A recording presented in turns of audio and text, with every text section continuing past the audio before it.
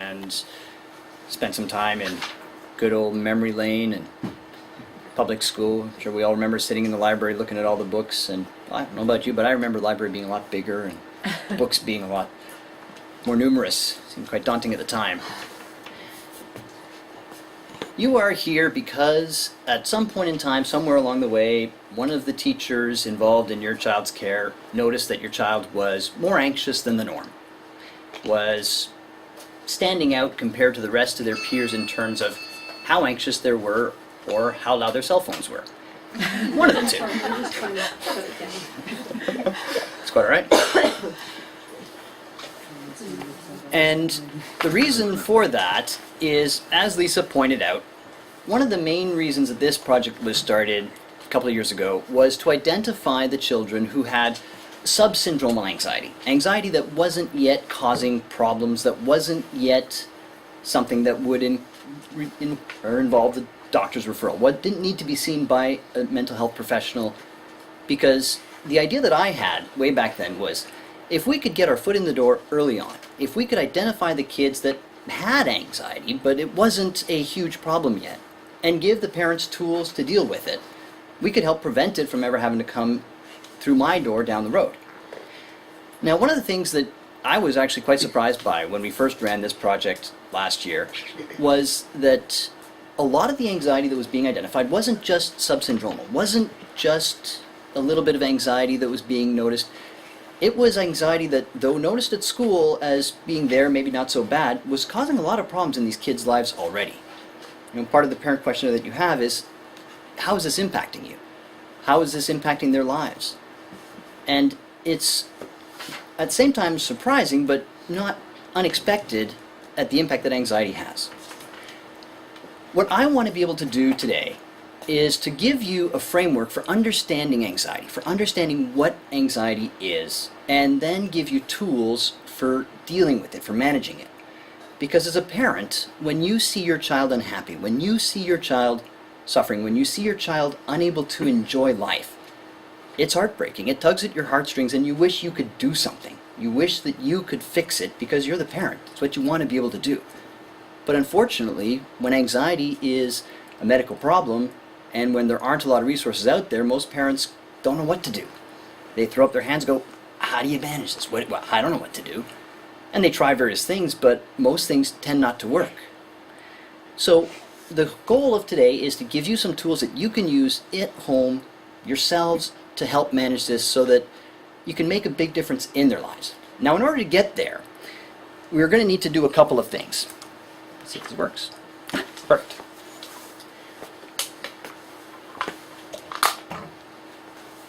So what we're going to do is, essentially, the first part, I'm going to explain to you how our brains work, how every one of our brains in this room works, and what anxiety is. Following that, I'm going to explain the difference between a child with an anxious brain and then a child with a theoretically normal brain. After that, we're going to provide some behavioral strategies for you to manage for you to use to manage anxiety that are going to work. And then I'm going to answer any questions that you have. Right here, you'll notice it says guaranteed. I say that even though Lisa always says no one has all the answers. I insist that I do. It's my job to have the answers. If I didn't have all the answers, I'd be a really pathetic specialist. You know, I'm supposed to be the one who knows it all, the one who went to school. I can tell you with certainty that the theory is false. The theory works. Finding the practical application of it, though, however, can be tricky and can be a challenge. And if it doesn't work, that's where we're going to run into the problems. But first, let's explain to you what anxiety is. Now, as for questions, again, as Lisa said, please feel free to ask questions as you go. It's very important for you to understand this, so if you get lost because I don't know how to present or I'm not answering the questions, by all means, ask away. As a university professor of mine used to say, there are no such thing as stupid questions, only stupid people. It's not really that way. I see it more as there are no such things as stupid questions, only a presenter who doesn't know how to present the question. I'm starting this with the assumption that you don't know this information. And if you don't understand it, it's because I've done something wrong. It's because I haven't given it to you in the way that you can assimilate it and understand it. So by all means, ask away.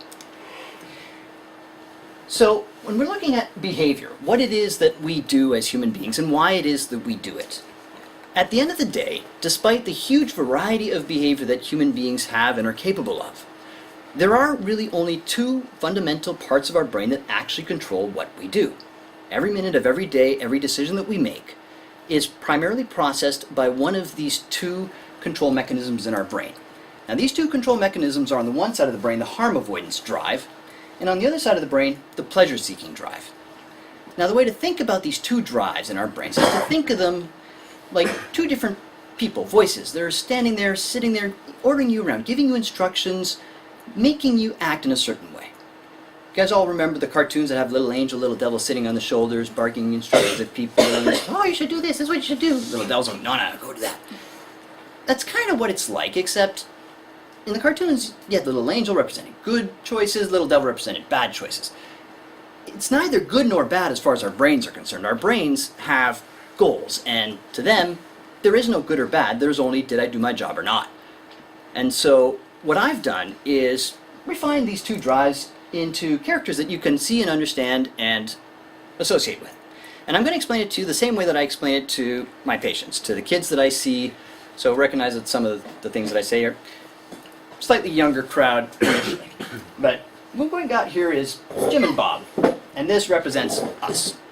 But at the end of the day, everything that we do, every action that we take is fundamentally controlled by these two parts of our brain. Now, the harm avoidance drive, who's Bob, is the part of our brain whose fundamental job, their prime directive, is to make sure that at the end of the day, we avoid danger, that we are protected from things that could hurt us, that could harm us, that could make us die or cease to exist. And the way that this part of our brain works is it constantly scans our environment. Using all of our senses, everything that we see, hear, taste, smell, touch, feel, goes through this processing unit, and it's looking out there in the world for things that could hurt us, things that are dangerous, things that could cause us harm. And when it sees something that matches up with what can hurt us, and we'll talk about how it knows what hurts us, what it does is it takes over control of our bodies, and it's going to make us do whatever it takes to avoid that bad thing. Whatever it takes, because as far as it's concerned, if you don't avoid it, you're going to die. You're just flat out going to die. So you need to avoid it. To give you an example of what this drive looks like in us as adults, in humans, let's say that my harm avoidance drive, or my Bob, decided that spiders were dangerous and did not like spiders. It was convinced spiders would kill me. Very afraid of them. What that would mean in our language is that I would have arachnophobia. Now, if I had arachnophobia, perfectly normal, functional adult in society, sitting here having a conversation with you, and a big old hairy spider twirls down its web and lands right there in front of me, what am I going to do? Scream? Run. Run? In essence, I'm going to freak out. I'm going to go, ah, and jump back. I'm going to do the whole little crazy doggy paddle thing in front of the face, because right at that point in time, my brain is telling me, get away, get help. And so I jump back, I freak out, and I scream like a girl. The funny thing is, though, that right at that point in time, as I'm jumping back and freaking out, despite the fact that I'm a perfectly functional adult, no psychopathology, that's my claim anyways, I am not actually in control of my behavior. I am not actually dictating what I do. I am not deciding to jump back, freak out, and scream. I'm just doing it. At no point in time was there a thought in my head that said, oh look, I should do this, I should go and stop and run away. No, it was an automatic, almost like a mental reflex to this danger that got identified.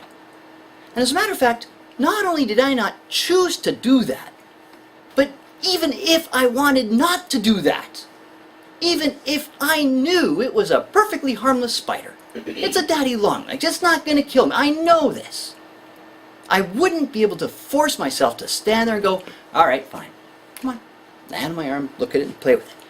I wouldn't be able to make myself do that, no matter what. Because when your harm avoidance drive tells you to do something, when Bob yells jump, you jump.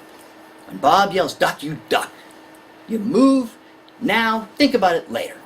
Whether or not it makes sense, he doesn't care about that.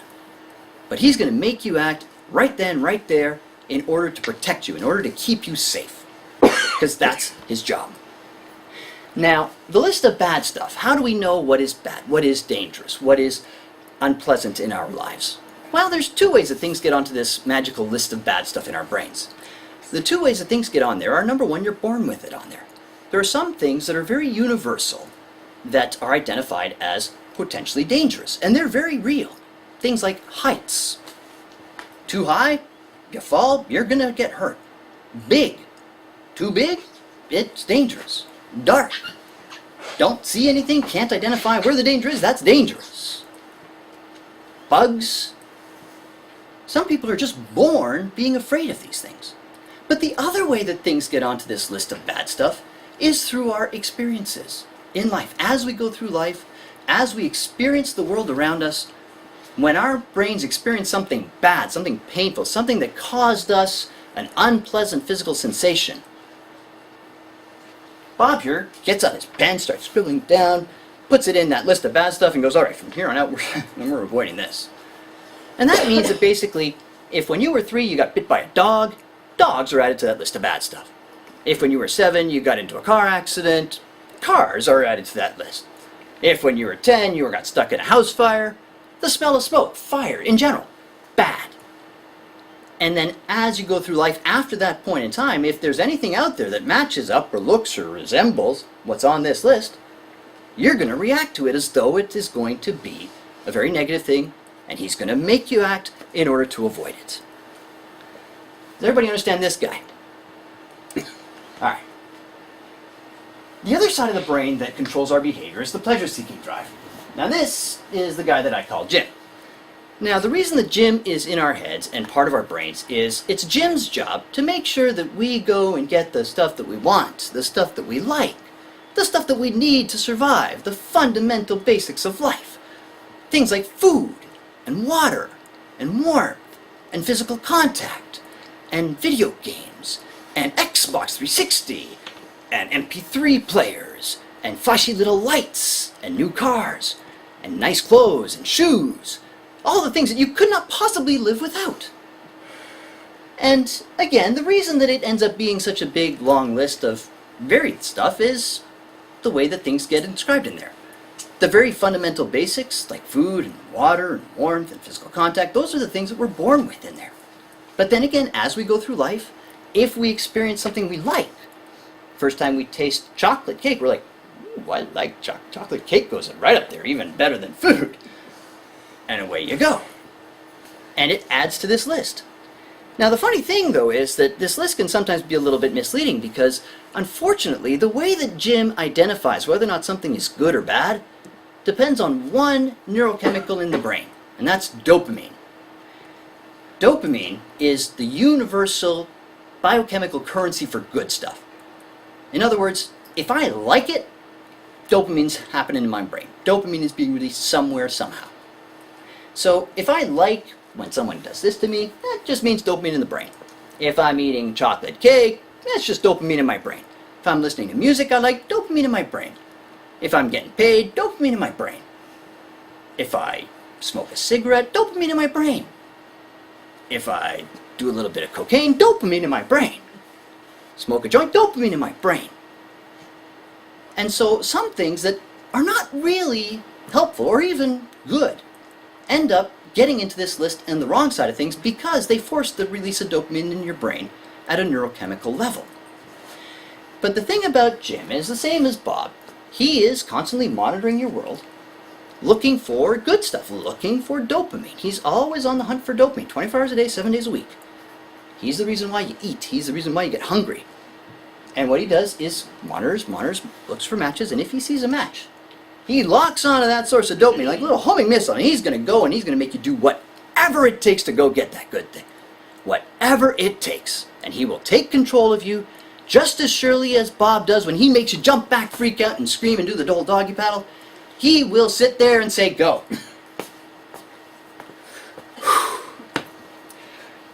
Oh, thank goodness. As you're sitting there thinking, why am I doing this?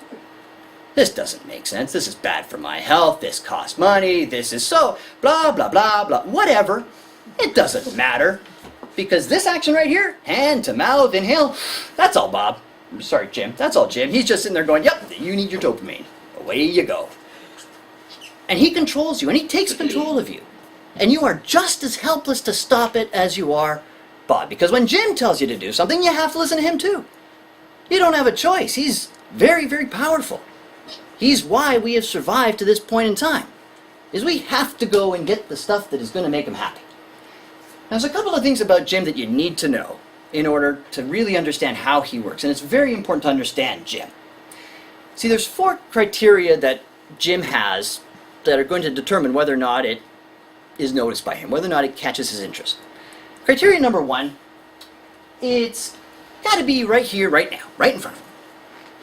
Jim is very, very short-sighted. It needs to be in front of his face. If it is too far away, too far down the road, irrelevant, he can't see it, it doesn't matter.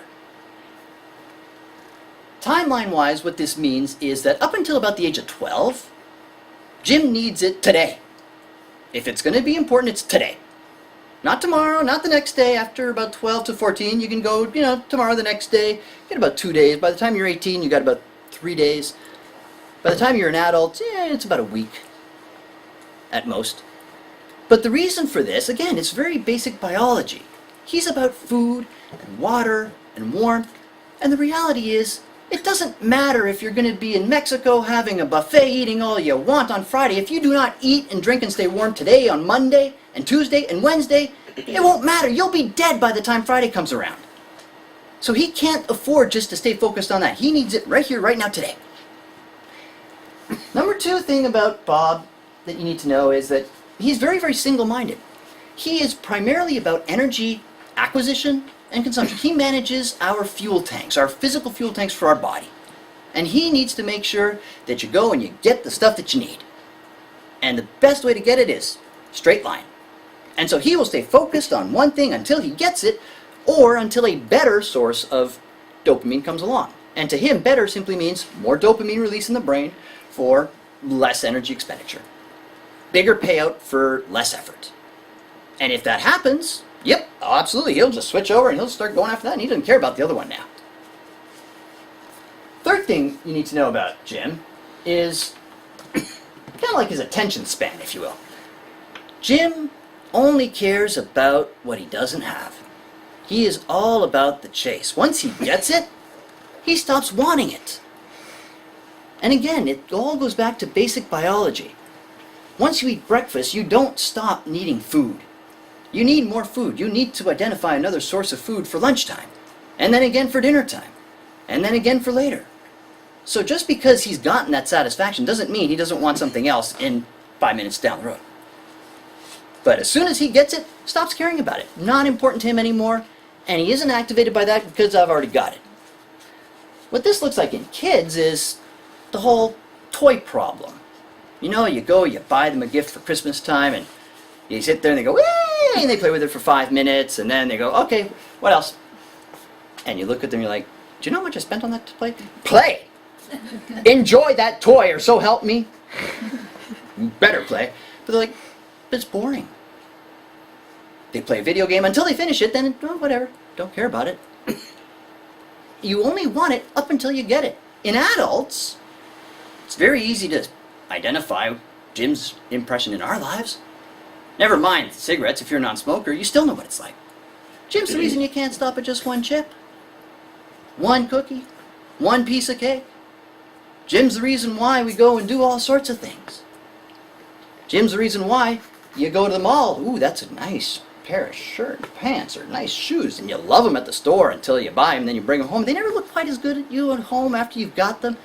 You ever wonder why that is? Well, it's because you have them now, so you don't care about them anymore. That little crystal coating that Jim puts on stuff that says, "Oh yeah, that's good, you want that." As soon as you get it, okay, done, next. And away he goes. And the last thing you need to know about Jim is that he is going to get what he wants. He is incredibly persistent. He keeps going and going and going and going until you give him what he wants. If you've ever sat there and had that cake staring at you in the face, and you're going, "No, I've had enough," but it was really good. It's only a question of time before you take it. Because he gets louder and louder and louder. As long as he's staring at it, he just goes, come on, come on, come on, you get going.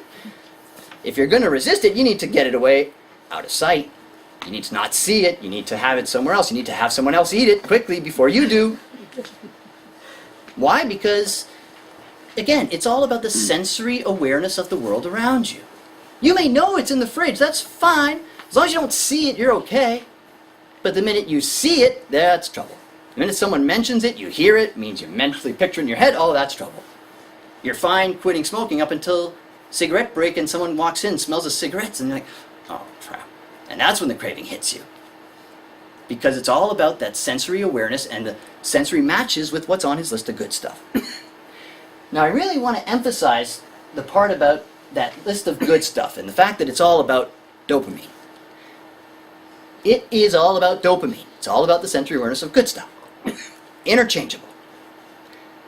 Anything that is on his list can be swapped with anything else. So, food equals the same thing as a cigarette. This is why when people smoke, they're not hungry. Appetite suppressant. Video games can substitute for food. This is why when your kids are sitting there playing video games on Saturdays from like 10 till 2 or 3 and lunchtime comes around, they're busy playing, you're like, lunchtime, they're like, not hungry. Not hungry. Come on, you haven't eaten. Not hungry. Then as soon as they stop at 2, they're like, I'm starving! Like, well, 2 hours ago they were playing video games. They're playing video games. Dopamine's in their brain. As far as they're aware, yeah, they've got food. They've eaten. No problem. It just doesn't really work that way. Equally, when you try to quit smoking, what do? You crave sweets, high calorie, high carbohydrate sweets. Why? Because the amount of dopamine you get from nicotine, way up there. The amount of dopamine you get from sugar, pure, pretty good energy. The amount of dopamine you get from broccoli, well, it's not here. So even though, technically speaking, there's nicotine in broccoli, people don't actually go and munch on broccoli to help deal with the nic fit. They need the sweets. Because it's about the dopamine. It's not about the nicotine. It's about the dopamine in the brain. Everybody understand this part of the brain? Everybody knows Jim now? Recognize him? Good. He is not my friend. Oh yeah. Some people like him, some people not so much. So, at the end of the day, if you understand these two parts of the brain, the equation or the understanding of why is somebody doing something becomes very, very simple. It is simply the balance of the volume of those two guys yapping in your head at any given point in time based on what's around you right here, right now, today, in this environment. For kids under the age of 12, that is it. There is nothing else. Once again, if they're under 12, this is it. You'll notice it says triangle. Those of you who are astute know a triangle has 3 corners. There is a third player in the game, a third controller of behavior, but that controller is not present in children. It is in adults, and we are aware of it, though we never actually truly become aware of how it came to be. We just know that it's there. I'm going to explain to you how it came to be and what it is. This third part of the brain is logic and reason. It is the thinking part of your brain. It's the part of your brain that sits there doing that little monologue of, why are you doing this? This makes no sense. Do you have any idea how much money you could spend? And it's given all the information, all the evidence that says, stop doing this! Because it's the thinking part. It's the rational part. It's what we call common sense. Kids don't have common sense. Kids don't have logic and reason. Kids don't know why, because that is the fundamental question that logic and reason answers about the world, which is why? What is the reason behind you doing this? When we were kids, we didn't need to have a reason why we did anything. We did it because we felt like it. We felt like it. That's Jim and Bob. We just did it because, I don't know, my brain told me to do it. As adults, we still do that most of the time, although we expect everybody else to act in a way that is consistent with this guy, to make sense in what you do. And you guys don't act in a way that makes sense. I don't like that. I can act irrationally all I want, because I can't really see myself all that well. But we apply the same rule to kids. We expect that kids are going to act in a way that makes sense. We expect that they're going to have reasons behind what they do. First thing we do when they do something is we go, "What did you do that for?" And what do they say? "I don't know." And you're sitting there going, "How can you not know?" "I don't know." If any of you remember Bill Cosby, you ever see his skit, Brain Damage? He talks about how it appears as though children have brain damage because they don't seem to hold on to anything, and you ask them things and you're like, "What did you do that for?" "I don't know." It's like kids don't know anything. Well, it's not brain damage, it's just the lack of logic and reason. But at the same time as most of us expect them to have it, we also expect them not to. Heck, we tell them there's this magical fairy that flies around at night and steals teeth and gives you money for it. And there's this fat guy that flies around at Christmas time and comes and drops gifts down through the chimneys. And there's this little bunny that hops around Easter time, cracks out little chocolate eggs, and it knows if you've got a nut allergy or not. Really? How does that make any sense? But what do kids do? "Oh, when did the bunny come?" And you don't sit there and go, "Geez, you're stupid." No, you go, "You're a kid. What do you expect?" Of course, you're supposed to believe in stuff that makes no sense. Yet we expect them to be able to tell us these things. They can't. Kids don't make those connections. At its base, what logic and reason is, this part of our brain, what it does is it looks at the world, understands the world, makes connections between what I know about this one situation and another situation that's very similar to it, and how the rules apply in similar ways. So in other words, if I don't know any flying reindeer, and I've never seen a flying reindeer, and most livestock don't fly that I'm aware of, therefore that means there are no flying reindeer. Therefore, how can Santa's sled fly? Besides which, I've tried to slide down chimneys, I can't fit, and Santa's supposed to be like 5 times my size, so by extrapolation, yeah, okay, can't fit. And besides which, we don't even have a chimney. So, you start to make these connections. This is why by the time kids are 14, they know. Whether or not anybody said anything, they know Santa's not real. This is, by the way, why my younger kids aren't at this lecture. But they know. And no one has to say a thing. They figure it out. Because logic and reason comes along and sits there and starts going, "Wait a minute. Huh?" And when you're sitting there and there's noise and you're going around, thumping around trying to make little jingle bells, they're like, "But I heard that bell, but it sounded like it was from inside the house." No. It was from the roof. No. They start to know.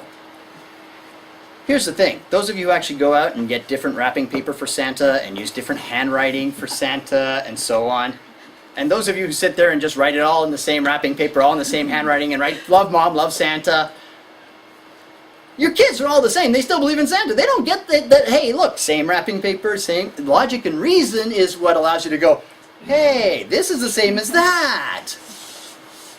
I wonder if... No, they go, "Oh, cool, it's from Mom. Yay, oh, cool, it's from Santa." They don't make those connections. You're just giving yourself extra work. To give you a real-life example of kids with no logic and reason, because this is what a lot of parents have to struggle through.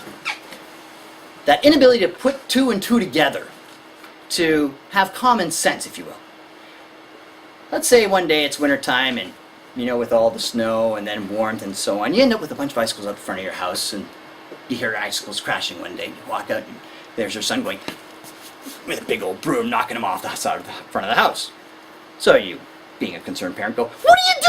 No, don't do that. Icicles fall on your head, hurt? No. Don't knock icicles off the front of the house." And kid goes, "Okay." Walk back inside. 2 minutes later, what do you hear? Crash, crash, crash, crash, crash. At the side of the house.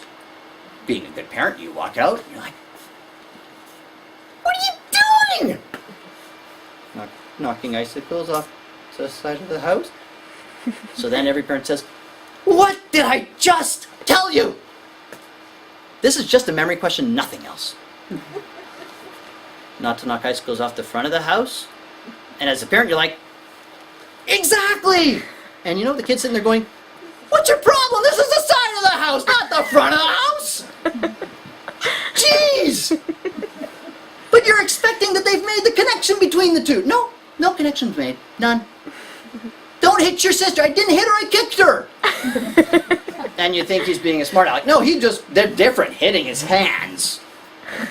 Don't throw the ball against the back wall, you could break a window. So what do they do against the front of the house where there's even bigger windows and picture windows? No, they don't get it. They honestly don't get it. They do not recognize how these things all connect. For kids, you need to be either very, very, very specific or very, very, very global. It's either don't ever touch anything to any icicle at any point in time ever. Or do not knock icicles off the front of the house, the side of the house, or any edge of any building at any point in time. So it's better to go with global. It's much shorter, easier to say. But this triangle of control of human behavior is very, very important to understand, because within it you have the answers to every question that you are going to have in terms of how do I change what I'm doing, how do I change what my kids are doing, how do I change their behavior. Does everybody understand so far? Any questions? Nope. Okay. Don't worry, the camera's aimed at me, nobody can see. So then what is anxiety? Anxiety, the definition of anxiety is when the harm avoidance drive, when Bob is too loud for any given particular situation compared to what we would normally expect for the average person, compared to the norm. And this is where it becomes an important definition, because a lot of times, as parents, we don't have that big of a comparison group. We have our kids, our kid. We see both of them together, and one of them's a little bit different, but they're both a little bit different from each other, so is it a problem or not? Is this something that is noticeable or not? I don't know. How do you decide? And this is part of the reason why I've asked the teachers to help make those distinctions, because teachers have big comparison groups. They've got big groups of 20, 30, and it becomes very obvious very quickly which kids stand out in terms of their reactions to negative things. Which kids are noticeably behaving in a different way because of Bob, their Bob, at that point in time. Which kids, the minute that fire alarm goes off, don't show up the next day. Which kids don't even come in the door. Which kids never put up their hand, never say anything. Which kids are so desperately eager to please that no matter how often you tell them, no, it's fine, no, it's good, no, it's good, seriously, no, it's good, yeah, no, you're good. And need that constant reassurance, because what if it's wrong? What if it's not right? What if it's bad? What if it's bad? What if it's bad? And so they can make that distinction. And so most of you are here because your child has been identified as being above average. Whether or not it's pathological, nobody is saying that it is or isn't. I don't know. You're going to be the ones to make that distinction. But it's when people react too much to that particular situation. Now, anxiety can come in two general flavors. It can be either very situation specific, so around a particular thing that got inscribed in Bob's list, around dogs, for example, or spiders, or public speaking, or being away from mom, or dark. Or it can be very, very generalized. So it's about life, about everything. And everything could be bad. Everything could be negative. Everything could potentially hurt them or harm them. This is what it looks like inside the brain of a child with anxiety. All they see in reality is this tiny little spider. But this is really what they think is there. This is what they see. And it doesn't matter what you tell them. That's what they see. It's kind of like being colorblind.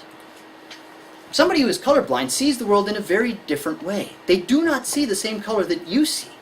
As a matter of fact, you could sit there and go, yep, that's red, that's orange. And they're looking at it going, I see gray and gray. And they have no idea what you're talking about. And you can sit there and go, yep, this is red, this is orange, and try and explain it. But how do you explain color to somebody who doesn't see color? Who's always only seen gray? How do you explain that this isn't really a killer monster when that's all they've ever seen is this huge killer monster? That's all they know. What anxiety does most of the time is it makes mountains out of molehills and molehills out of nothing. It takes any negative thing, any possible little negative thing, and as it enters the brain, turns it into something that is so much bigger than it really is. So much worse than it really is. So you and your husband are having a discussion, and your kid comes to you afterwards and says, "Stop yelling! Stop yelling! I don't want you guys to get divorced." And you're sitting there going, "What? What do you mean, where'd you get that from?" Or you have to scold them up to your room. "I'm such a horrible kid, you hate me." "Where'd you get that from? I frowned at you." "You always yell at me." "I don't yell." "You always yell at me." "I don't yell!" Okay, except for this time. But this is how they view the world. And it's not just what they see, it's everything, especially when it's the generalized kind. And that's the more common kind that tends to come to my attention is when it's generalized. Because if it's a single particular thing, it generally doesn't cause an awful lot of problems in their lives. You know, if they're afraid of dogs, you can go through life without necessarily running into too many dogs and not going to cause a problem. If you happen to work on a dog farm and your child's afraid of dogs, that's a bit more of a problem. But when it's generalized, and it doesn't matter what you do, when you do it, how you do it, whether you're hopping in the car for a drive and they're like, "The trucks are really too close, slow down, when are we going?" Or you're going away for the night, "Where are you going, what are you doing, when are you going to be back, are you sure you're going to be back, what's going to happen?" Or you're late for coming home, on the phone, "Mom, where are you home yet?" Or somebody's sick, or any number of things. Squishy died, Daddy. Huh? Squishy died? Could we get an apple tree and to commemorate Squishy? Okay. Who's Squishy? My snowman! What? My snowman, he's my favorite friend in the whole world, and he's dead! We need to get like an apple tree and I can make him. Please, Daddy, I miss him so much. It's the reason my daughter's laughing so hard. My son has anxiety. This is what I had to deal with just a week and a half ago when we had that warm spell. We were going to have to put an apple tree in here and plant an apple tree in the front yard because that was where Squishy had died. His little snowman. And you can't sit there and laugh and go, "Are you crazy?" Because to him, this is real. His best friend in the whole world just died. And the next man that he makes is going to die too. And you're sitting there going, "Oh God, we're never letting him out to play some build snowman again because this is going to be ridiculous. We're going to have a freaking orchard out back." But no. Huge overreaction. Sometimes they call these kids just very emotionally sensitive. You know, they're just really in touch with their emotions, except that it's like to an extreme degree, and that's really just you as a parent trying to make something. Well, there's got to be a positive spin on this somewhere. He's just sensitive to the world. "Don't hurt the grass!" Oh, crap, can't mow the lawn now? What if there's a caterpillar in the ground? You can kill it! I gotta mow the lawn. So it's that overreaction to everything. This would be somebody with normal anxiety. This would be somebody with generalized anxiety. A list of bad stuff that you gotta watch for, scan, and then identify, and away you go. For some of these kids, everything is on there. Everything that they see, everything that they hear. And they're hypersensitive. Very literally, hypersensitive to their world. Physiologically hypersensitive, so they have very sensitive taste buds. They don't like an awful lot of stuff. As a matter of fact, most stuff they don't like, period, because it tastes bad. It feels funny in their mouth. And as a parent, you sit there and you go, "Look, it's good, it's fine, I'm eating it, it's fine." How many of you go to dinner with friends of yours, and if the wife of your friend says, "I'm not too fond of this," you sit there and go, "Hey, it's good, eat it!" No, we don't do that to them. We go, "Well, of course, people can have different tastes. Some people like something, some people don't. But when it's our kids, it's like, no, you're going to like what I like. Away you go." And it gets frustrating because sometimes they don't eat an awful lot. A lot of these kids are really skinny because they don't eat. They pick it. It's like everything's got to be like the slightest difference. Oh, they know. They know. You switch brands of ketchup. Oh, they know. You're like, it tastes the same. No, it doesn't. Not to them. To you, maybe, but you just don't have those sensitive taste buds. Another way of thinking of it is, bloodhounds can smell like 57,000 different scents, and they can pick up a scent from 3 miles away. These kids are like little human bloodhounds, except with everything. They feel things very differently. Tags on the back of the shirts, they're not tags, those are friggin' little sandpaper wedges scratching up and down their backs, and you gotta take it out because they cannot wear this, they're gonna die. It's so horrible. Or they only have one sweater they can wear because it's the only one that's not bad, really. So they have the same sweater that they wear every single day. Heaven forbid you should ever try and do the wash. Nope. They'll be like, but what am I supposed to wear? It's like, you got a closet. But nothing in there, no, nothing, I can't wear any of that. Of course you can, try it. Nope. And they're always like, it's just not comfortable. The socks, it's just, it's rubbing against their leg. Nothing makes them comfortable. They're often sensitive to medications. They experience side effects way more than everybody else. They tend to have more allergies than other kids to foods, to medications, to the environment, to everything. They react to sounds, they react to smells. They walk in, they go, something smells horrible in here. And you're like, that's kind of rude. This is a friend's house. You're like, but it smells bad. I don't smell anything. Oh, they do. They wouldn't be saying it if they didn't. And remember, just because you don't feel it, you don't smell it, you don't taste it, doesn't mean it's not actually there. The way I explain it to them is with the analogy, or the fairy tale of the Princess and the Pea. You guys all know that one? Princess, dirty mattresses, dirty pillows, tiny little pea at the bottom. Princess wakes up bruised, black and blue. In the fairy tale, it's because she has such soft, sensitive, delicate constitution that, she's supposed to be pampered. No, she just had anxiety, that's all. That's how she could tell there was a pea under the mattress. She had anxiety. Piece of lint in between the toes. Takes an hour to figure out what it is that's bothering them. You pull it out, you're like, there's nothing in there! There's a little tiny pebble rolled out of the shoe. You put it back on, they're like, okay, it's good now. Like, it's no different than you just had 2 seconds ago. No, it's different. So they're hypersensitive to everything. Hypersensitive to negative emotions. Hypersensitive to people's voices. Hypersensitive to everything that goes on around them. And this becomes important to understand and to recognize, because when kids start complaining about stuff to you as parents, kids who are hypersensitive about the world, they come to you with stories like, my teacher hates me. My teacher's mean. Why? She yelled at us today. Why would she yell at you? I don't know. I wasn't doing anything. I was just sitting at my desk and she just yelled at me for no reason. Well, that wasn't very nice of her. And you've just confirmed that you're right. Mean teacher. Meanwhile, what happened was they're sitting at the back and the kids are talking yak, yak, yak. So the teacher's like, class, class, class, hello. We need to start. And that's it. But no, what they experienced was she yelled, screamed. And if we don't recognize that they have this inherent misperception of the world, where the bad is over-amplified, we can sometimes make mistakes in judgment and assume that they're often experiencing horrible, horrible stuff out in the rest of the world. Out with their friends, out with other people, out at school, out on the playground. I'm being bullied at school. Very common one. What happened?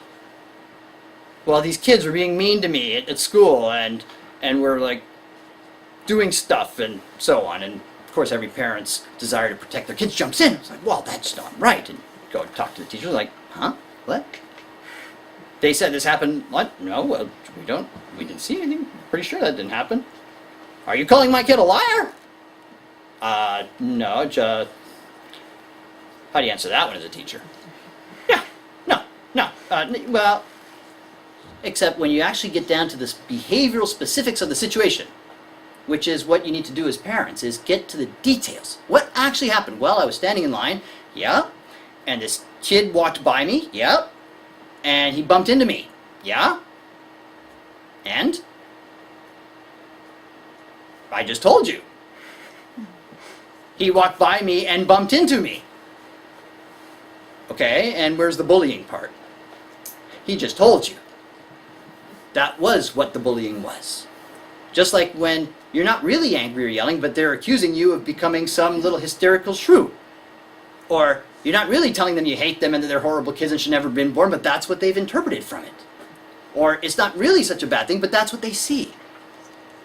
So it's very important to get to the behavioral specifics, because equally you don't want to miss it if something is happening. And you need to know what is happening in order to help them interpret it properly, in order to help give a perspective on these things for them. Anxiety is at its core a biologically based automatic reaction, and it's the emotion of fear to one degree or another. I cannot emphasize enough that the behaviors that you see because of anxiety are not voluntary. These kids are not doing this because they want to, or because they think it's a good idea, or because they're trying to manipulate the situation into something that works for their favor. They're not doing this because they just want to worm out of going to work or going to school or any of these things. They're doing this because they're terrified. They're scared. And they can't not do it. Their little brains are telling them they have to. And I'm sure some of you are sitting there going, well, yeah, but then I can make them do it. Well, of course you can. All you have to do is become scarier than the thing that they're scared of. They're scared of the dark. Get up to your room now. And now they go, congratulations, you became more terrifying to that child than the scary room. That's why they went up there. Not because you reassured them. You tried that first. You tried doing there's nothing scary up there. You spent all that time doing it, which didn't work. So eventually, as parents, you're like, you gotta get to your bed. Go! You get frustrated and irritated and angry at them. And then they go, but here's the problem. They went up to their room in the dark, and they're tolerating it, not because you've convinced them the dark isn't scary, but because you've become scarier than the dark. And so if you're hoping that now that they're experiencing the dark and are realizing it's not scary, you're wrong, because they're in the dark, and guess what? It's terrifying. Not because of the dark itself, but because of the person that has gotten them up there. Which means that tomorrow they're still afraid of the dark, and the next day they're still afraid of the dark. And that fear doesn't go away because you force them into it. Because you were scarier than it. The way that fears get conquered, the way that fears change from being a bad, scary thing to a not scary thing, is they go, they experience it, and it wasn't bad. It wasn't so bad after all. That's what we try to tell them. It's like, see? It wasn't so bad. You had fun. We try to emphasize those things to them. But in order for that to happen, it has to not be terrifying and scary in the first place. So you have to do it in such a way so that it does become fun. But these are not voluntary behaviors. The kids that can't go to school, that get sick every morning, they're not faking it. They are sick. Their stomachs are in revolt. They are absolutely unable to go. And they do feel like very nauseous and very sick. Except that you know as a parent that if you let them stay home at 9:30, the minute the bus rolls by, they're feeling much better. And they're like, doo doo doo doo. And you're like, sick, huh? Mm-hmm. Faker. They're like, huh? What? What's a faker? Someone who pretends to be sick. No, I really was sick. I didn't feel good this morning. Well, how come you're feeling better now? I don't know. Well, I do, because the danger passed. So what Bob had to do to make you stay home doesn't need to do anymore, because it worked. And so suddenly they feel better. But if you at that point in time said, okay, let's go to school, guess what? They'd start feeling sick again. Because that's Bob's way of making sure they stay away from that danger. So what are some of these anxiety-driven behaviors that you see? What are the things that you recognize in your children that are a result of Bob overreacting at any given point in time? This is interactive. By all means, yell. I need a drink. Every morning when my son has to take his medication, he feels he has to vomit first. That's right. If medication going down the throat could be bad, you need to get rid of it, purge it first so you feel like puking. I also love that with dinner time. Don't you love it when they sit there and they go... Oh, I know. And you're like, oh, come on, it is not that... I've seen a lot of these, by the way. What else? Well, my son tried to whack me the other day, so I went like that to block him, and so he turns around and goes, well, you just tried to punch me in the head. I'm like, seriously? You were just trying to hit me? No, you tried to punch me in the head. Good. You should go to school and tell everybody that because we're going to be in a world of trouble then. Which they do. Which they do. That's right. Now my daughter go to school and say, my dad is scary. Like, I'm really afraid of my dad. He's the only person I'm afraid of. She's like, why? Because he always follows through. But, you know, there's like, what are you afraid of? My dad. Kid, child psychiatrist. Yeah, so, I see what you did to your kid. No! But for her, she's not a Bob, she's a little Jim. That's why she doesn't like it. She doesn't get away with anything. What else do you see? My daughter, usually for a couple weeks before school starts in September, and a couple weeks after till she gets used to the teacher, I've noticed she touches things. She has to touch with both arms and then sometimes with her legs. And the more I draw attention to that, the more she does it. That's right. I've tried to get her to stop, which I thought was the right thing, but then she starts counting. Oh, well, maybe I did it 20 times today, so I'll try doing it only 15 times tomorrow. And then so I just dropped the whole subject and then it went away, but I know it's going to be back. Yes, it will. Yes, it will. And if you want specific strategies on how to get rid of that so it doesn't come back, talk to me afterwards. Okay. Same principle, it's just more specifics around those types of behaviors because those types of behaviors are slightly to the extreme. That's getting into the OCD range where the behavior itself isn't actually in any way, shape, or form tied to the anxiety. There's an anxiety there, but the behaviors are so far removed from it that I'm worried that mom's going to die, so I have to do this. There, now mom's not going to die. Huh? How does that make any sense? Well, it doesn't, but Bob doesn't care. Bob never cares. But it's just even harder to try and figure out what drives that one. And if you stop them from doing that, well, there's got to be something else we got to do to make sure that mom doesn't die. So how about we do this? Or we do this. And so when you deal with one, another one pops up. Because Bob's going to get his way. He's going to make you do whatever it takes to avoid that bad thing. And if we have to count or jump or hop or skip or spit or jump over every single crack to avoid the bad stuff, anybody here superstitious, do things like toss salt over his shoulder or tap on wood. Why? I don't know. Does it make sense? No. Why do you do it anyways? Because, well, just because. You know. You never know. What if? What if is a very, very big question. That's one of the things that identifies worry. Kids ask 1,000,000,001 questions. What if this? What if that? What about this? What if? What if? What if? What if? What if? What if? What if? And it's never, what if we win the lottery? What if I get like an A? It's always, what if you die? What if the house catches fire? What if it's what if bad, bad, bad, bad, bad, bad, bad, bad, bad.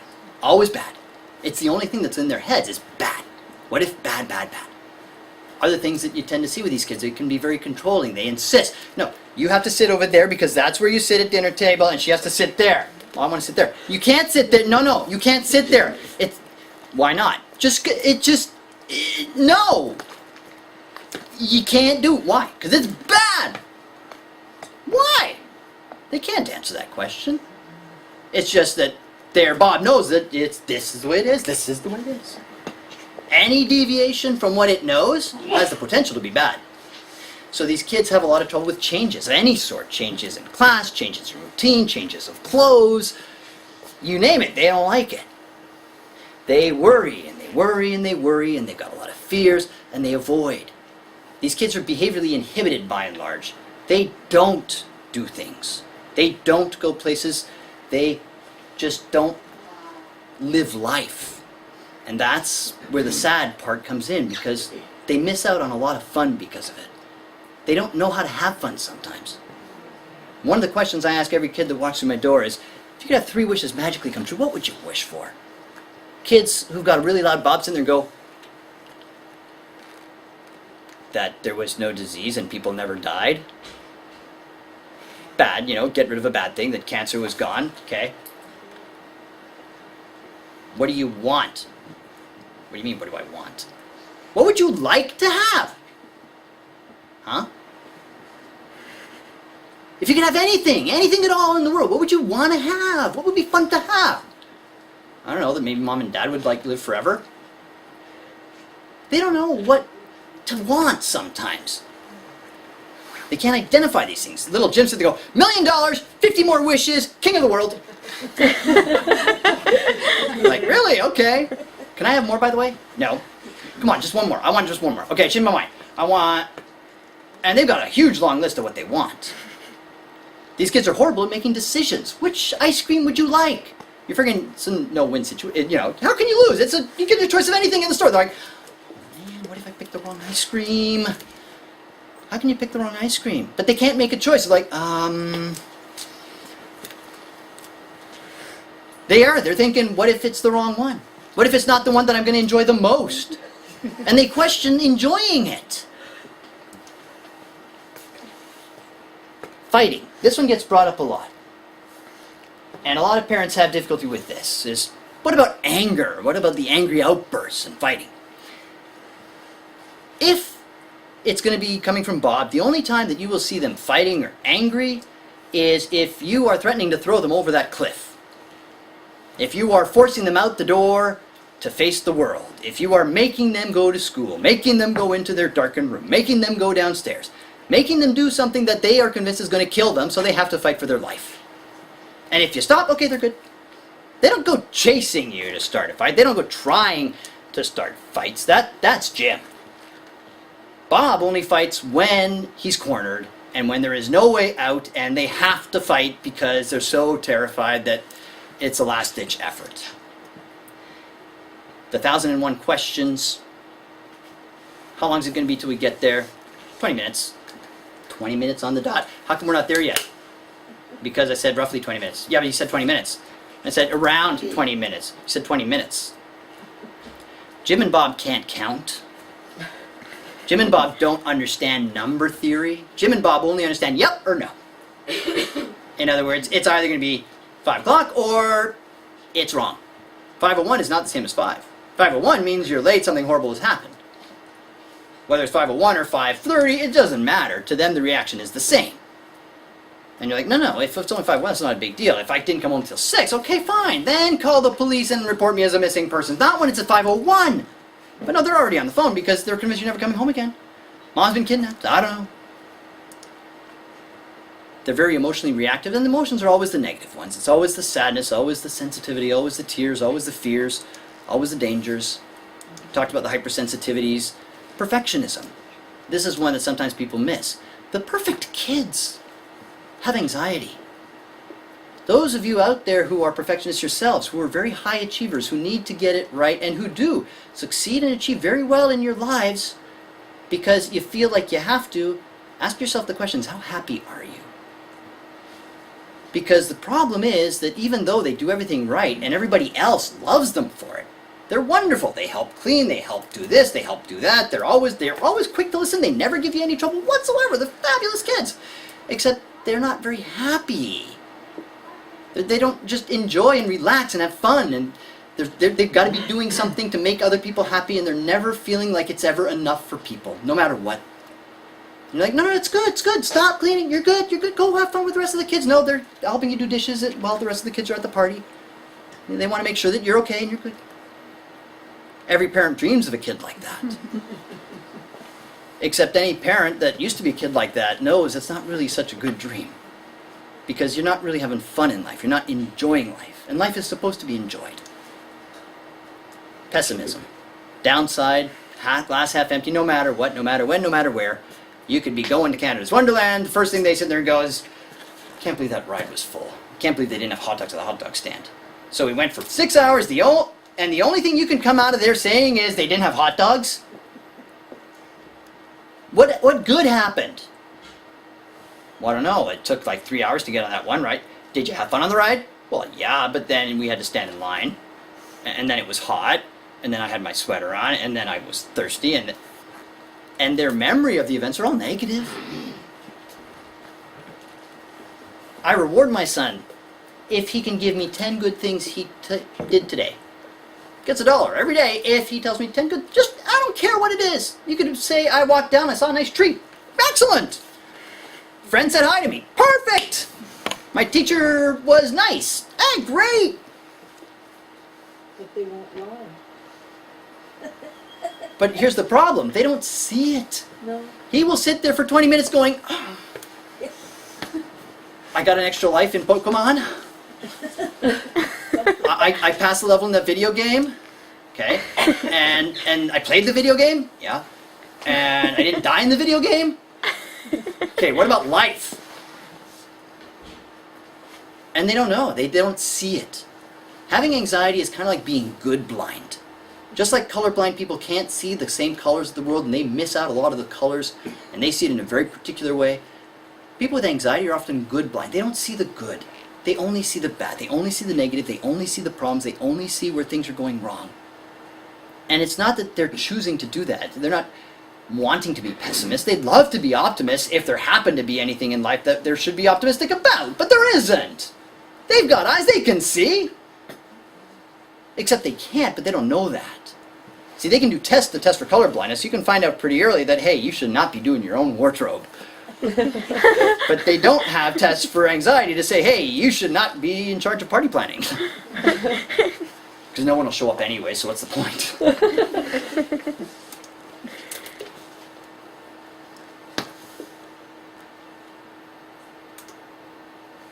So, let's talk about anger, just for a brief moment. Anger is Jim's job. When you get kids that get angry, that have behavior problems, most of the time that's a problem with Jim, not a problem with Bob. Bob, in general, inhibits behavior, stops you from doing stuff. Jim, in general, makes you do stuff. Makes you go and do things like get angry. And the reason he gets angry, so he can get what he wants. Anger is a power emotion. It is designed to make us powerful. When we are angry, we do get stronger. We are capable of doing more things. We do become more confident, more willing to engage, because we are filled with strength and power. And the reason we're filled with strength and power is so that we can break through whatever happens to be between us and what we want. That is anger and frustration. 95% of what you see in the world out there, if they are angry, irritated, frustrated, it's because there's something that their Jim wants and isn't getting. And they want it. And they're going to do whatever it takes to get it. And if they're going to sulk or pout or yell or scream or kick or throw a temper tantrum or freak out, they're going to do whatever it takes to get what they want. But that's a Jim problem, not a Bob problem. So, management strategy for anxiety. What do you do if your kid has anxiety? Well, rule number one around anxiety management is don't activate the anxiety if you can. Don't make it worse. To deal with anxiety, if you've got a kid who has, especially for the generalized anxiety, if it's a very specific anxiety, not such a big problem, you just have to be careful around that specific area. But if it's generalized, you have to treat information in general like an allergy.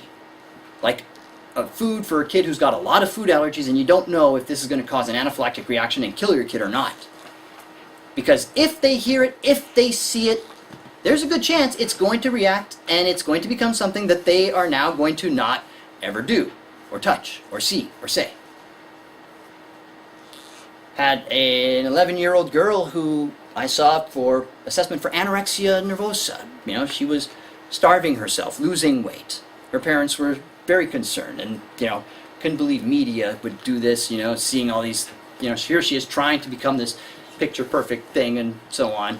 That wasn't it at all, actually. The reason that she wasn't eating was something far simpler.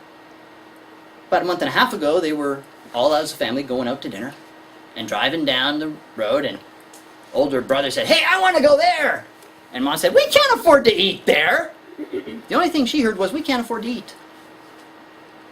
And suddenly she started getting really worried because she didn't want her parents to get rid of her, because if they couldn't afford to feed her, that would be bad. So she started to not eat in order to help her parents out because they clearly couldn't afford food. And she started losing weight because of it. How did that happen? Well, she heard this thing. Now that is a situation that any one of us could stumble on accidentally. But there are things that are very predictable that can cause problems. For example, scary movies, don't let your kids see them. Don't let them watch them because they're going to have nightmares. They're going to be believing in the boogeymen that are going to come out and kill them. They're going to start sitting there going, "I see a face in the dark, Mom." Why? Because what did they watch? Certain movie that has little scary people popping up at dark in the middle of the night, and The number of referrals that I got around possible psychotic episodes and schizophrenia in kids aged 11 and 12 because suddenly they were seeing people in the dark that were appearing at night, much like the movie, is ridiculous. And you see these patterns emerge because these kids react to these movies. For kids who have an awful lot of concerns about somatic symptoms, they complain of aches and pains, or they got this funny feeling here, they got this feeling here, they got this headache, or they got this, or they got, this owie here. Don't watch Grey's Anatomy, don't watch House, don't watch the movies, that TV shows that talk about all those horrible bad things that can happen to people just like you and me, and all the horrible illnesses that they don't even need to know about. 12-year-old girl came in concerned. Why? Because she was convinced she had breast cancer. Breast Cancer Awareness Week. Open auditorium. They had 3 breast cancer survivors come up and give their stories to the school to help them understand about breast cancer. And they talked about how they had discovered they have breast cancer, having a shower one day, and they do a breast self-exam, and they're like, ooh, there's a lump. So what does she do the next morning? Hops in the shower.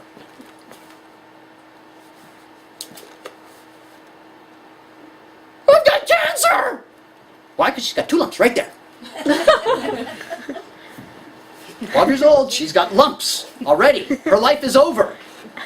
What's the point in living or in going to school? Because she heard it.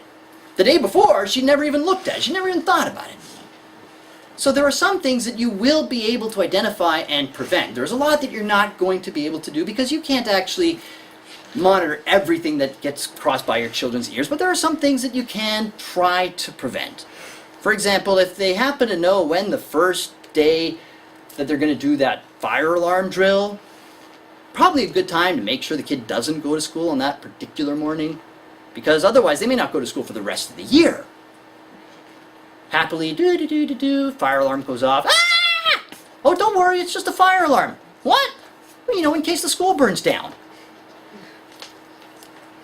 They're not coming into a building that could burn down at any minute. Are you crazy?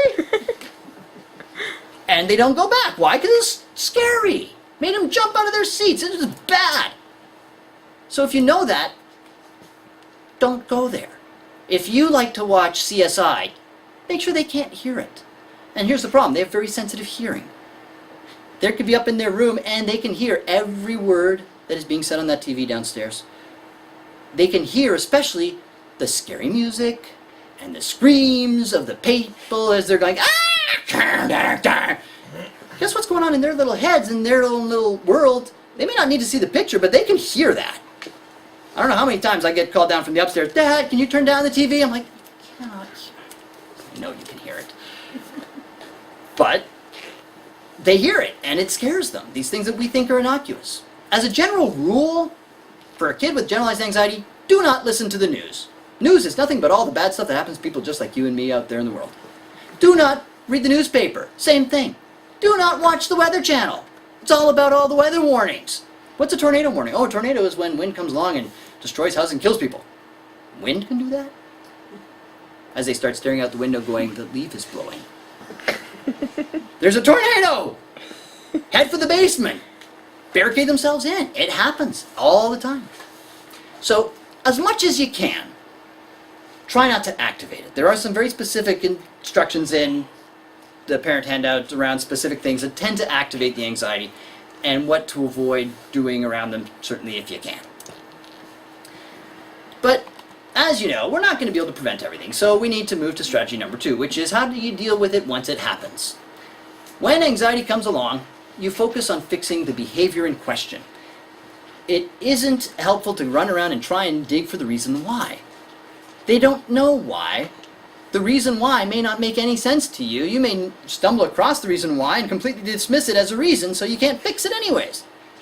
So don't worry about the why. Focus on fixing the behavior. And if you can fix the behavior, it will in turn fix the why. It will in turn fix the feeling.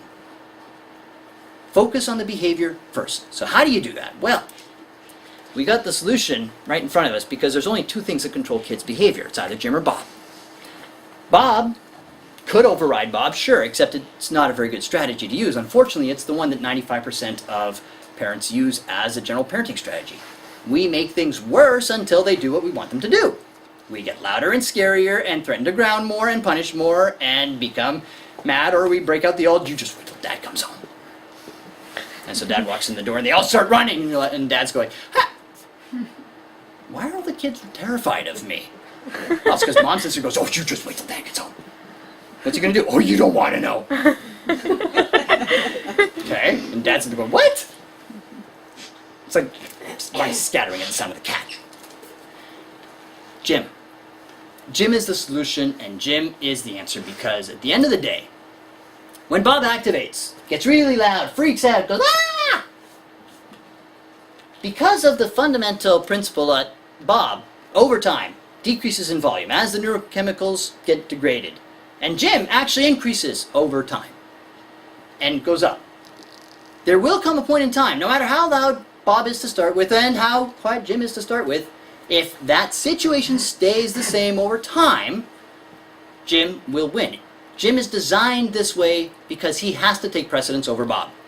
See, Bob's principle of life is, if you don't listen to me, you could get hurt. You could die. If you do not listen to me, you could die. But here's the problem. Jim knows that if you don't listen to me, you're gonna die. It's not a question of if. It's not a question of maybe. You do not eat, you do not drink, you will die. So I don't care how scared you are of the bear that's out there. You get hungry enough, you're gonna go out there, you're gonna get the food, and then come back and be scared. But when you're getting the food, you're actually not scared. How do you know? Well, because you're doing the thing that you technically couldn't do. And it's based in the neurotransmitters, because dopamine in the brain blocks the neurochemical effects of noradrenaline and serotonin. It makes it so that they cannot activate the brain. Anybody who smokes knows that when you are stressed, feeling bad, smoke a cigarette, it helps you feel better. It relaxes you. It decreases your stress levels. When you're feeling bad, what do? You eat ice cream. Dopamine, okay, I feel better. Dopamine is a very, very powerful tool. And it doesn't have to be the dopamine from cigarettes or marijuana or ice cream or any of the other number of things that kids end up stumbling on and then using as self-medicating in the later years, as Lisa alluded to. It can be music. It can be hanging out with friends. It can be dancing. It can be doing whatever they enjoy doing. It can be playing video games. It can be whatever they like. It doesn't have to be a negative thing. But it does have to be something that they like. It has to be something that they want. It has to be something that is motivating enough to get Jim's attention. And it has to be something that Jim cares about. In other words, it's got to fit those criteria. It's got to be immediate. It's got to be relevant. You can't have interfering stuff, because if Jim's already getting his dopamine fix from over here, he doesn't care about that. And if you do that, and you do it in such a way that you dangle a carrot at Jim, and you're like, I know that your room is scary. I know that you don't like the dark. I understand that. But there's this funny thing. I've got this Webkins here that's looking for a home, and he's kind of afraid of the dark too. And I don't want to let him go where he's going to be more afraid of the dark. So, if you were able to be brave and conquer your fear of the dark, I'll bet you that he'd be willing to go into bed with you. I'll bet you that he'd be willing to become yours. Oh, they like Webkins, though. Do you think you'd be able to go be brave and go into the dark room if it meant that he would be coming with you the next day? Oh yeah, no, that they can do. Absolutely. And suddenly they're not afraid of the dark anymore. And it only took 10 minutes, 5 minutes, and you cure it. Just 2 weeks ago, cured a compulsion that had been going on for 3 months, driving Mom and daughter nuts, jumping up and down, because that's how to keep Mom safe. She was convinced Mom would die if she didn't jump up and down 6 or 7 times, and anytime she thought a bad thought, which was triggered by color, if it saw black, that meant death. Death means someone's going to die. Who's going to die? Well, Mom's the only relevant person in her life, so Mom's going to die. And she had these thoughts in her head that just kept on coming up, and she believed that it was God that was putting those thoughts in her head.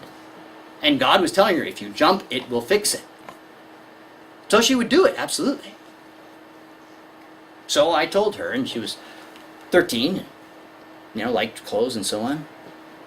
Pulled out a $50 bill out of my desk, and I said, if you can go tonight without jumping, up and down, no jumping, this is yours. She's like, no way. I said, way. But I can't. I can't control the jumping. I said, that's fine. If you can't, you can't. No biggie. You didn't lose anything because this isn't yours right now, so it's mine. You can't, no big deal. You don't lose anything. It's just, if you can, yours. She's like, I'll try. That night she stopped hopping up and down. It became a toe tapping thing after that, but she stopped hopping up and down, which was important because in school she was starting to hop up and down in school, and would be in the middle of writing a test and would have to get up in the chair and hop up and down really quickly and sit back down, and was starting to get embarrassed because her friends were going, what is wrong? What are you doing? And she didn't want to try and explain it to them. But it cured it one day, one night, one reward, relevant enough and important enough to her. I use Webkins all the time because little girls love Webkins, and a lot of little girls have trouble sleeping on their own. They're afraid of the dark, they're afraid of being away from mom, they're afraid of going to school. But if you've got what they want, they'll do it, and they'll do it happily. And when they do it, they're enjoying it because they're thinking about that positive thing, and dopamine is in their brain. And you have just changed the whole situation, because remember how something gets into Jim's list? Is when it happens, dopamine is in my brain. If you can force dopamine into their brain when they're doing something, it can change its position from being in Bob's list into Jim's list. But you have to provide the dopamine. How many of you like public speaking? How many of you would be willing to come up here and talk about your life for 5 minutes? A couple of you. No one here? All right. What if I offered to pay you $100 per person in this room per minute you decided to stand up here to do the same thing? Come up and talk about your life. What happened to your fear? What happened to your anxiety? Where'd it go? There's some people that don't want yet, so. Well, if you don't want yet, I just go up to 200. Not enough? Okay, 1,000. Per minute, per person. The simple fact is, it doesn't matter how afraid you are, I will get there. I will guaranteed get there. And if I can't get there because I don't have enough money on me right now, that's fine. I just have to sit here and wait for a little bit because I know that you'll be sitting there staring at that money going, oh, and it will get louder and louder and louder and louder until eventually you do. And then you'll say, okay, I'll try now. Same situation, nothing's changed except for time. The way that you do it is essentially you have to understand the behaviors in terms of the good or the bad in the situation. And depending on how bad something is, you're going to need something that is just as good or more for it to make it worth its while. And you will always be able to get there. And if initially you don't have the time to wait, because if you've got the time to wait, you can sit there and say, if you do this, I'll let you play on the video games for 20 minutes. And they're like, nah. Okay, that's fine. Give it 10 minutes. Okay, I'll do it. But if you need to get it done right away and you don't have 10 minutes to wait because you got to get in the car because you got to go, it's like, fine, 30 minutes video game time. Yeah. All right, 40 minutes, take it or leave it. I'm going out of the way. Okay, good, we're done. And you just increase it till you get to the point. And you will get to a point if you have enough stuff that is relevant to them. And this becomes the situation that a lot of parents struggle with, which is, what are those good things? What is he saying, that we're just supposed to like throw money at our kids? And sit there and go, hey, $5 if you stop being scared of the dark. No, that's not going to work. But $5 or a trip to the dollar store or hanging out with mom or the Webkids to go into your room in the dark and stay in your room will work, believe it or not. It's a simple thing. I've seen parents come to these groups, go home, and report the most amazing successes with the simplest things. From a mom whose child had selective mutism, wouldn't talk to anybody for anything. For years, she'd gone to any number of different counselors, psychiatrists, programs at McMaster and so on. Couldn't get their child to talk. Came here, thought, I know she likes Mars bars. One mini Mars bar got her to say 2 words to a complete stranger at the cashier store. And mom's like, a mini Mars bar? Are you serious? All it took was a mini Mars. Do you have any idea how much time and energy we spent? And all I had to do is sit there and say, if you say hi and bye to that cashier, you get a mini Mars bar. And that's what worked? Yes. It is that simple. It is that easy. If you've got what they want. And that's the key. And that means you need to understand how Jim works. You need to understand how to tap into what they want. And one of those things that it talks about in the handouts is if they've already got so much good stuff in their life and in their world, it makes it much harder to have stuff that they want because they've got so much other stuff that they've already got, so it renders whatever you've got useless. In other words, if your really rich uncle is willing to pay you $10,000 a week to sit at home and do nothing, and you're trying to, or you've got someone trying to convince you to come to work for $500 a week, whatever. No, I get more money just sitting here. You want them to go to school, except that when they stay home from school, they get to play video games, watch TV, and have all sorts of fun. And so you say, hey, if you go to school, we can go over here and do this. Except they still get to play video games, watch TV, and all this other fun stuff. That's not going to work. Now, if they don't have TV, they don't have video games, they don't have all those fun things that most parents give to their kids for free anyways. Now it becomes relevant. Now it becomes important. Don't underestimate the value and the power of boredom in kids. Boredom is your best friend. Kids will do anything to avoid being bored. Boredom means Jim is sitting there going, crap, there's no dopamine anymore. We need dopamine. We need dopamine. Come on. What do we do when we need dopamine? We go up to mom and say, Mom, I'm bored.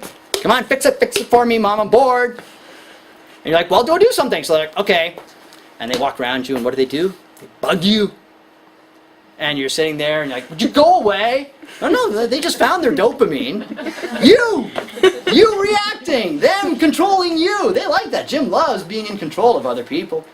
Or what do? They go bug their brother and sister because they're bored. And that's rewarding. So if they can control your emotional reactions, they can get just as much dopamine from that as you're offering through the video game, so you have to control those alternate sources. But if you can control those sources of dopamine, you're set. You're good. One of those kids that didn't go to school at all last year, we got him to school for a solid 2 months. How? Simple. Took the Xbox from home, brought it to school, and said you can play it at school. It's the only place it's played is at school. Year and a bit, couldn't go to school. One Xbox at school, he's in school for 2 months every day. The only thing that changed was you want to play the Xbox, which I know you do, you have to go to school to play it first. Then you can play it. The minute that stopped, and the Xbox stopped going to school, guess what happened? So did he. Because if I can play it at home, without having to go to school, why would I go to school? But it can be very, very simple. Simpler than you think. The things that activate the pleasure-seeking drive, as parents, you know what they are. You know your parent. You know your kids better than anybody else out there. So you know what they like. If you're not sure, just sit down, watch them one weekend, and just see what they do. What do they choose to spend their time doing? What do they want?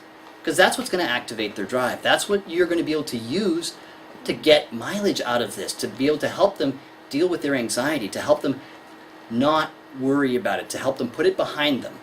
Not because you're actually dealing with the problem, you're just getting Jim to step inside and say, shut up, Bob, we're doing things my way.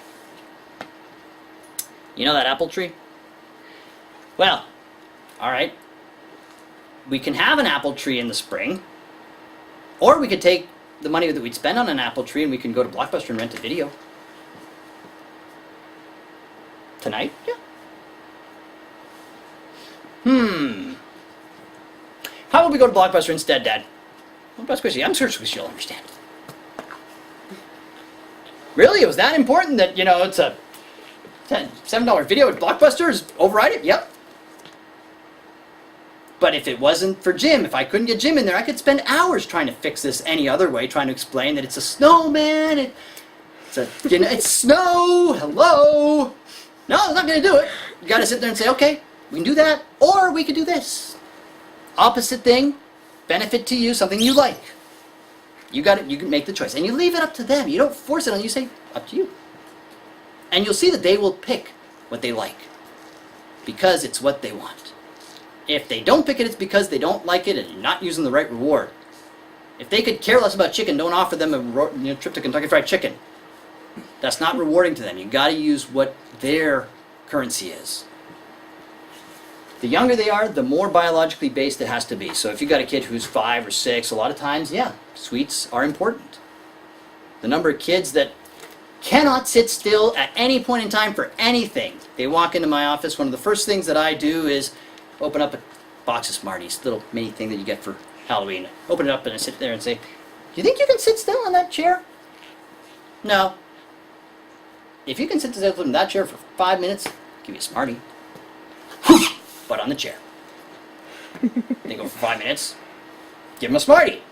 Do you think you can do it for another 5 minutes? Yeah. Another 5 minutes, another Smartie. You want to keep going? Give you another Smartie if you do it for another 5 minutes. Yeah! Kid sits in the chair for an hour and a half, no problem. Figure out how many Smarties that is. Ask yourselves, how many times have my kids eaten more Smarties than that in one handful just because it happened to be Halloween? Yet I could convince them to sit in class and pay attention for an hour and a half if I use the same reward in a slightly different way. You've got all the tools you need at home. You just have to get the mileage out of them instead of giving them away for free, instead of letting them be used against you by the kids. What about bribery? Bribery. How many people here think this is bribing them? Sounds like it a bit. Fair enough. Choose your battles. What do you define as bribery? I don't know exactly. So how can you say that it's bribery if you don't even know what it is? Well, I guess if you're using one thing, if you're using something to make something happen, then that's bribery. So you call it bribery every time you get a paycheck? Well, I guess there's more rules to it than that. But they're using something to get you to do something. They're paying you to go to work. Something you wouldn't choose to do any other way. The definition of bribery is giving somebody something to make them do something that is bad. That's what bribery is. It's a negative connotation. It's around getting someone to break a rule in exchange for something. When we reward somebody for doing something good with something, or we promise them something if they do this, we don't call that bribery. We call that a reward. We call that payment. We don't say, "Hey, I bribed you with a gold medal because you managed to come down first and trained hard enough." No. You earned it. It's what we call earning stuff. This is the way the world works. We get what we want because somebody is willing to offer us a reward that's relevant to us enough to make us go and do stuff. Where's the harm in teaching kids this principle at an early age? Is there some point where you're going to run out of Smarties, though? You got to keep that kid sitting down. You can't be there forever giving them Smarties. Does he ever learn it and just do it? Do you go to work for free yet?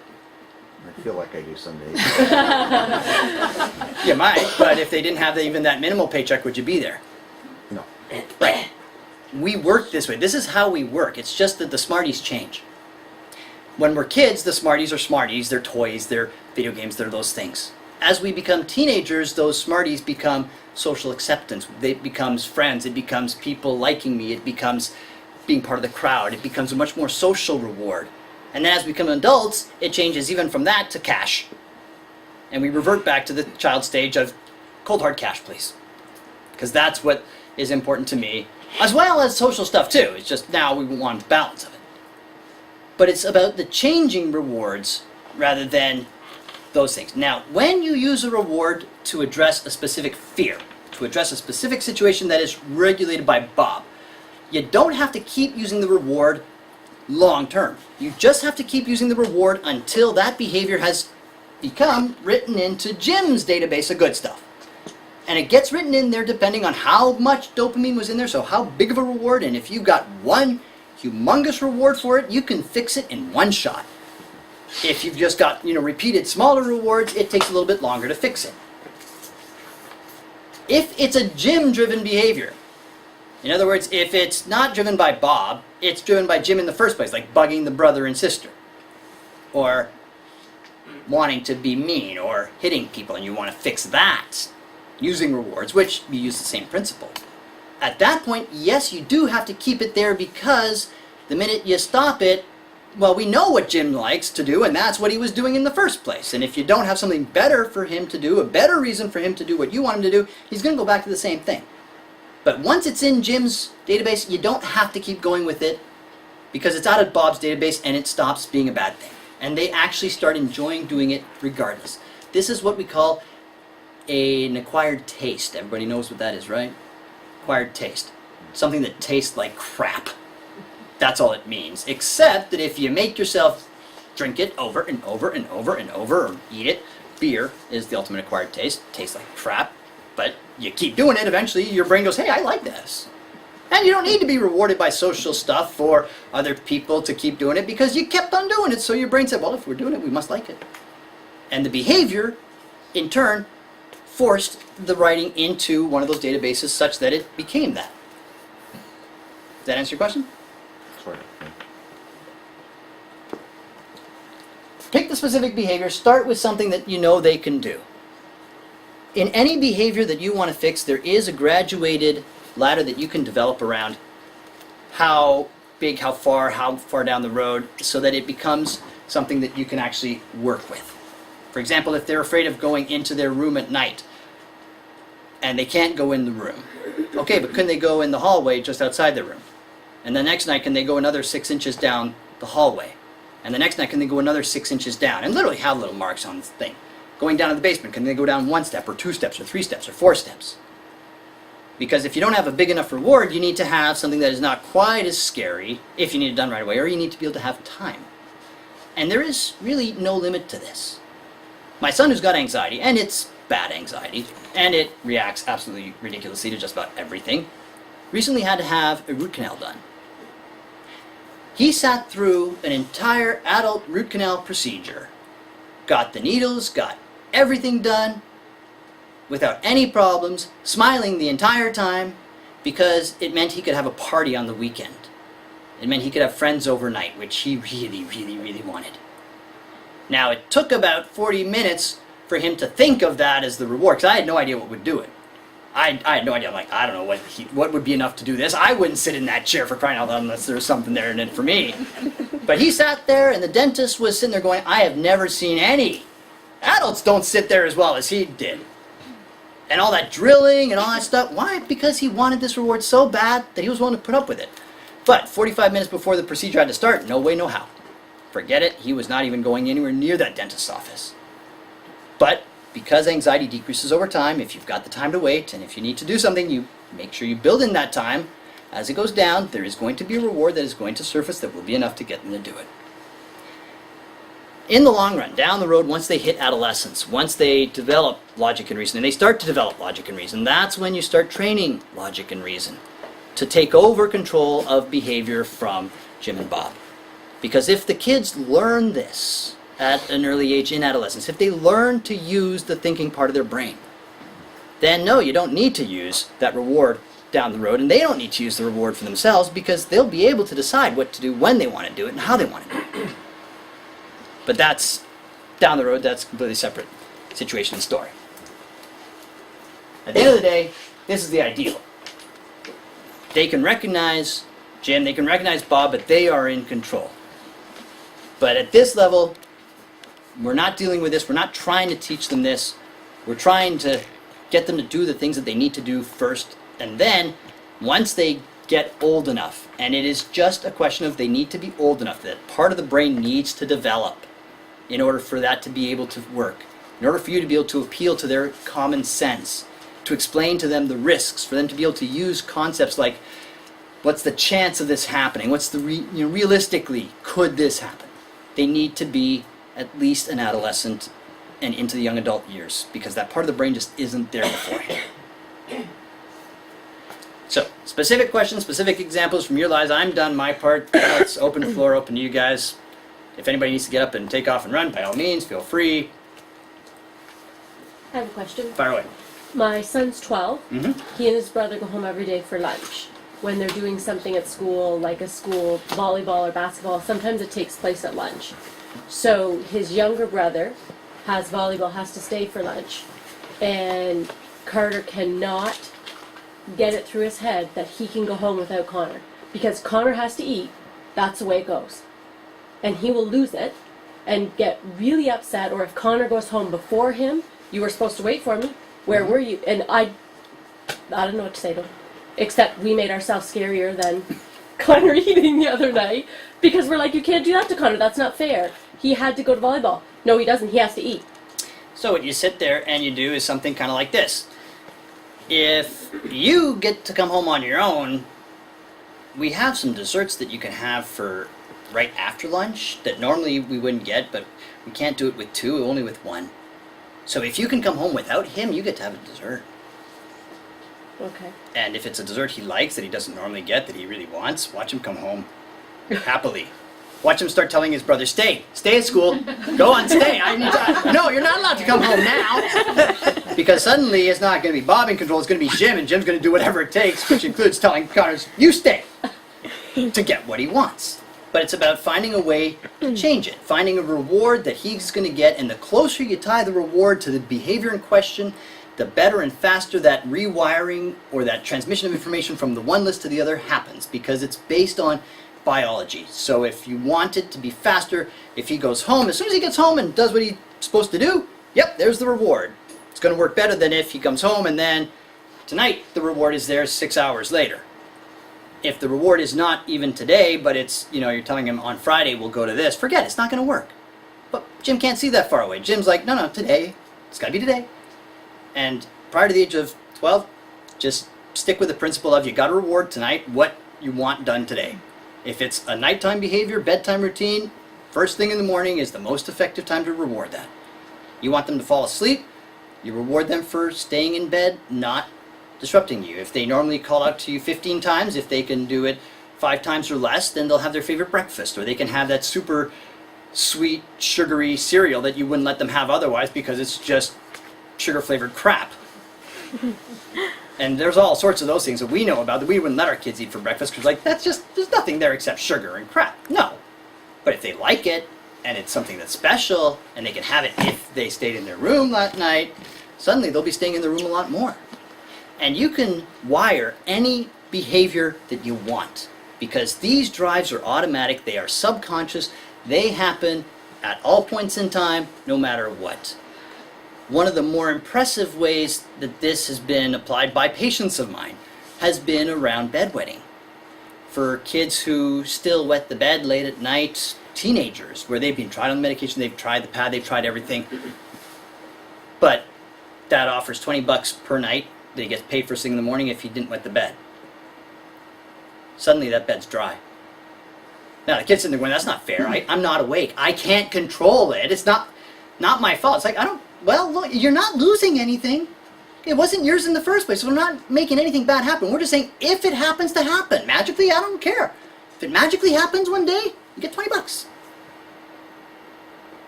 But the problem is now Jim knows about this, and Jim's going to go, all right, we can do that. And suddenly the dry nights start coming. And they start coming quickly because it's rewarding to them. Now, once you train the bladder, and this has been going on for a month or 2 months, you don't need to keep it up, their bladder's trained. But you can force the training of the bladder in a very quick way using rewards, absolutely. And I've seen this work in 4 different kids, 13, 14 years old, all boys who have tried everything to stop wetting the bed, and they're embarrassed by it, and they want to get rid of it, but they can't. And it's taken them reward. Whether that be working towards a video game, whether that be going somewhere, whether that be flat out cash, it doesn't matter. It's just got to be something that they really, really, really, really want.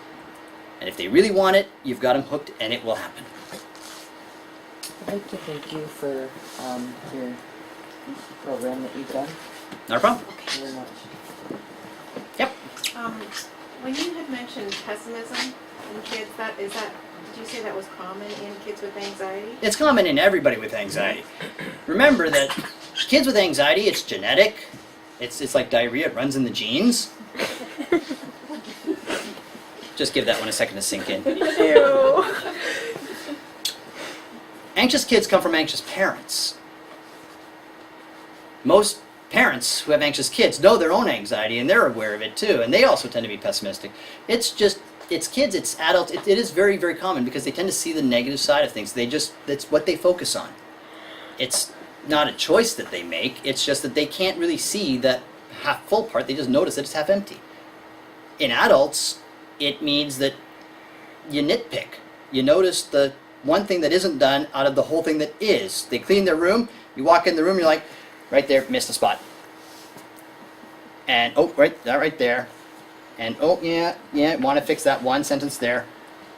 And you notice the bad, that's what you notice. And you can't help, you're not trying to, it's just that It's obvious. Anybody with half a brain can see this. Except if you are the typical adult who's evolved and grown up with a loud Bob, you've married a loud Jim, and so your husband's sitting there going, "What? What are you? There's nothing. Whatever." And they go wipe out the table, and they're like, "That's not wiped. Look, look, look." And they're like, "I don't even see what you're talking about," and they can't see it. But it's just you notice the bad. You always notice the bad. You always think about the bad. You always focus on the bad. So is it a good idea to always be, because I know you mentioned with your son. Trying to focus on the positive, trying to get them to think about the positive, trying to teach them and reward them for having positive thoughts. If they can come up with the bright side of things, it's worth their while, because you want their Jim to be in charge of their behavior. You want them to have fun. You want them to be able to see how this is a good thing, not how that sucks, because pessimists are no fun to be around. And as they get a little bit older, their friends start to get really sick and tired of them because all they ever do is complain. All they ever do is notice the negative. As parents, we know we get tired of them sitting there complaining about everything all the time, and there are times you sit there and go, is there nothing that's going to make you happy? Like, everything that we did, and this is what you notice. This is what you're complaining about. Stop complaining. Be appreciative for what you have. But they'd love to, but they don't see it. They don't know that they've got anything. They can't really tell. They're like, but I don't ever get anything. Right. So will they hit a certain age where that's not going to help anymore? Where using one drive against the other doesn't help? Yeah. No, you can do that even in adults. You want to help retrain an adult brain, you can do exactly the same principle. I can get you guys up here talking. All I need to do is have a big enough reward for you as adults. It means it's got to be something you don't already have. It's got to be something that you can't get on your own. It's got to be something that I can control and that's relevant to you. That's the only criteria. But when they become teenagers, you can teach logic and reason to override that thought. So the first thought is, this sucks. No, hang on a second. You always think it sucks. That's what Bob always does. You know that your brain does this automatically, so let's just tell him to go away, and let's do what we want to do and think about something else. I use this with teenagers an awful lot because when they become teenagers, it's very important to make the distinction between what does Bob tell you to do and what is Bob putting into your head and what are you thinking. Because most of the time, people with anxiety, people who do these things, who self-sabotage or who think that I just do this to myself, end up hating themselves for what they do to themselves. And they beat themselves up over all of the things that they are convinced they did to themselves, that they deserve. And it's kind of sad because it wasn't them in the first place. You sit there and go, well, why would you choose to be miserable? I don't know. I'm just stupid. Why would you choose to do that? I don't know. But I do. So clearly there's something wrong with me. And they beat themselves up. If they understand that it's not them, it's just a hardwiring part of their brain that they just need to learn how to beat. You can get them, instead of beating themselves up, to start beating him up, taking him on, getting angry at him for what he does. Talking in terms of Bob's reaction compared to your reaction. Is this what you think or is this what Bob thinks? And then they can actually start to go, well, you know what, I think that is Bob. Was that Bob overreacting right there when I sat there and freaked out over that? Yep. Bob's annoying. Yep. But at least now they're not sitting there going, I'm stupid. I can never do anything right. I hate myself. Because that's the damaging part. You want them to get mad at Bob, not themselves. I want to touch on that question. He's already left, but Okay. do they need to keep upping the ante? You know what I mean? Do I have to keep giving more Smarties and more Smarties? And I want to give a school example. So the day after our very first teacher training, the principal of this one school, and I had been called in because we had a grade 3 boy. We had to peel off the mother every morning. Like he just could hardly come in the building. We had to peel him off. He'd be crying and screaming. The principal left the training in September, and he went into the next day and he said to the kid, "What do you like?" And the kid said, "Connects." And he said, "I am going to go buy a really great Connect set." And he went, I don't know what he spent, $100 or something, because it was this big, the roller coaster one, and it's kind of like Lego Connects. And he said, if you can come in to school every day and leave your mom, you get to play with the Connects. Well, eventually the mother came a couple weeks later and said, "What are you doing with my kid? Because he's leaving me, like he's leaving me." And then she came to the training or anything. And I would go into that school And there's all the connects in the principal's office, and it was being built, and we had like Ferris wheel and all this kind of stuff. Well, eventually they had to move it to the back room because the roller coaster took up so much room, you know. But the kid, if he came, he got to go play with the connects for 20 minutes or 40 minutes or whatever. Well, eventually I walked into the school and it was all kind of dusty, and I said, "Oh, you know, is the kid not here anymore?" And he goes, "Yeah, oh yeah. He just doesn't really want to play with the connects anymore." He didn't have to keep upping the ante. The kid didn't want to feel this way. Like once he didn't need the connects, he just didn't need the connects. Sometimes he plays with it, sometimes he doesn't. But if it's really anxiety, you don't need to keep upping the ante. You don't need to keep getting them more and more. If the kid demands more and more, you're not dealing with anxiety. You're dealing with behavior. Right? It's not anxiety then. Because people go, "Oh, it's just bribing." The kid just feels terrible. They don't want to come to school feeling this way, feeling sick all the time.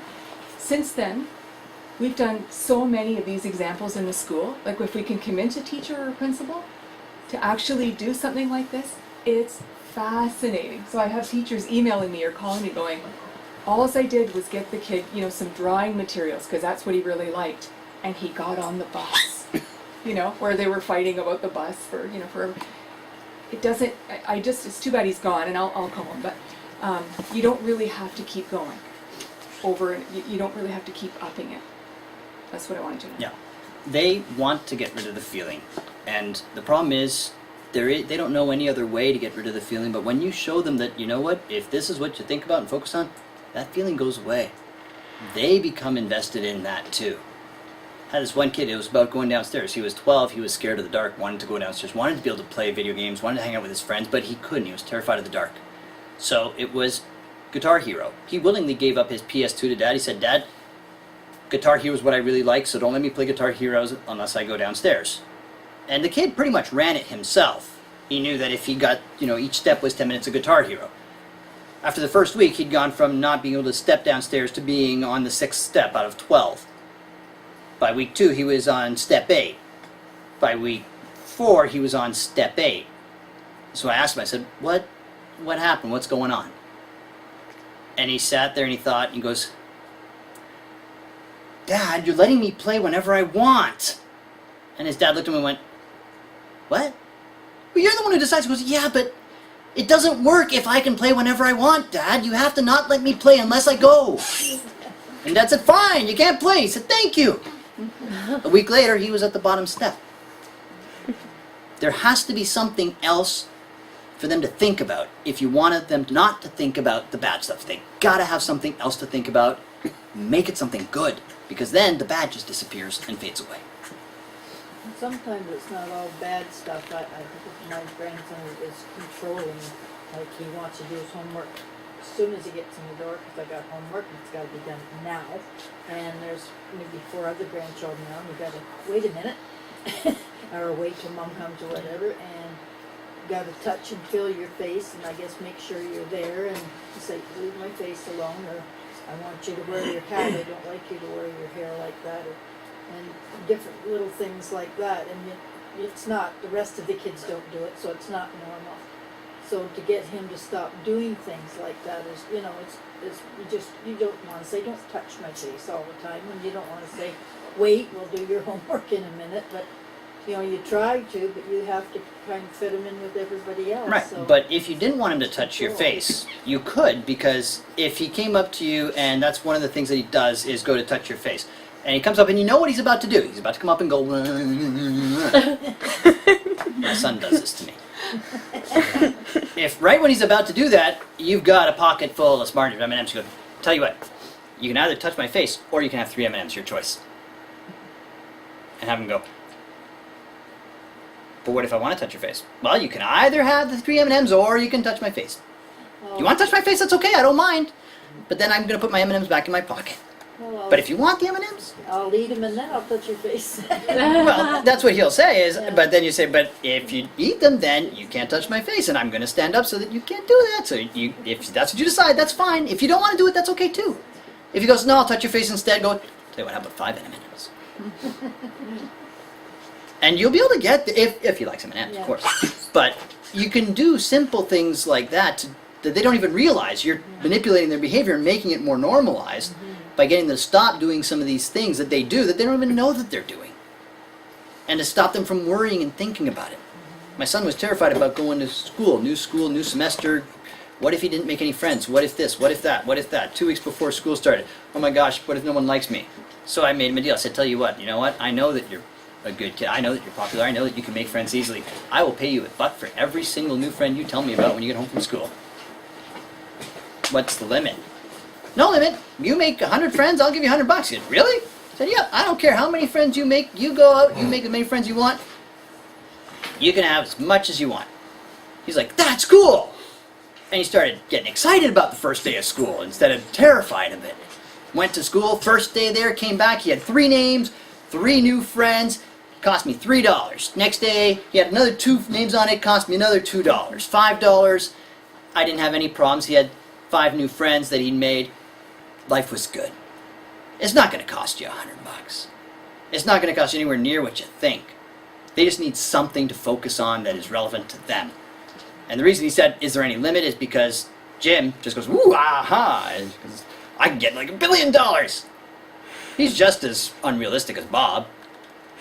But you want Jim to be involved. You want to know that this is their reaction to go, as much as I want? Absolutely. You know they're not going to get there. But that fixed the problem. That's it. A 2-minute intervention, $5 total to stop 2.5 weeks of worry, concern, and the first day of school problems. How many of you would like to be able to do that? $5, 2 minutes, fix your kids' problems. It's that simple. Sarah, do you have a question? I was just curious. My daughter's gonna be 4, Mhm. and as you're talking, I'm just starting to pick up on all these things that I'm thinking that I never didn't realize, but seem like they're anxiety. So with a child that young, like she has the smell thing, and in the car she's got to sit behind me, and sometimes I don't let her, and she gets really freaked out. Should I be actually moving her so she is behind me? What you do is you make there be a special activity that is only available to the other side of the back seat of the car. So you can sit on this side if you want, but the DVD player's on this side, the movie player's over here, or the special activity book is over here, or there's 15 Smarties for the kid on this side, 5 Smarties for the kid on this side. And you make it so that they see that, oh, hey, there's a benefit to being over here. It hasn't gotten to the point where I need to, like, she freaks out, then she'll calm down about it. But I'm just wondering. Well, the thing is, she if just you can- destined to have these little. Well, what that tells you is that there's this hypersensitivity that's there. Okay. And the sooner you identify the hypersensitivity, the better off you are, because that first experience is critically important. The first time they experience something, if it is noradrenaline that's going on in their brain, it will go into the list of bad stuff. And that's why you don't want to wait until it becomes a problem. If you know that this is something that she's reluctant to do, reward the heck out of it now so that it doesn't ever become a problem, so that she learns, hey, if you switch around, if you're flexible, you get goodies. This is a positive thing. Dopamine for listening to mom. Dopamine for doing what mom wants